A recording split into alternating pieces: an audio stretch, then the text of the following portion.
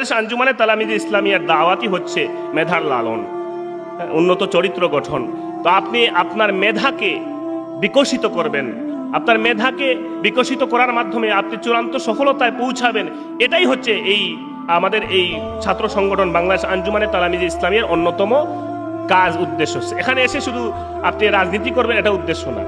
আমাদের এটা কিন্তু রাজনৈতিক দল না, অরাজনৈতিক একটা ছাত্র সংগঠন। তো এটার মূল দাওয়াত হচ্ছে পড়ালেখা করা। ছাত্র মানে পড়ালেখা করবে, যে পড়ালেখা করবে না সে তালামিজের কিছুই না, তাকে পড়ালেখা করতে হবে। কারণ ছাত্রের প্রথম কাজই হচ্ছে পড়ালেখা করা। পড়ালেখা করবেন না, তালামিজের কিছুই না আপনি।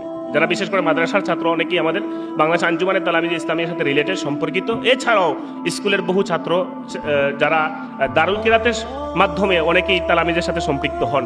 তো আমাদের এইখানে মাদ্রাসা স্কুলের সব ধরনের ছাত্ররাই এই সংগঠনের সাথে সংযুক্ত হতে পারে।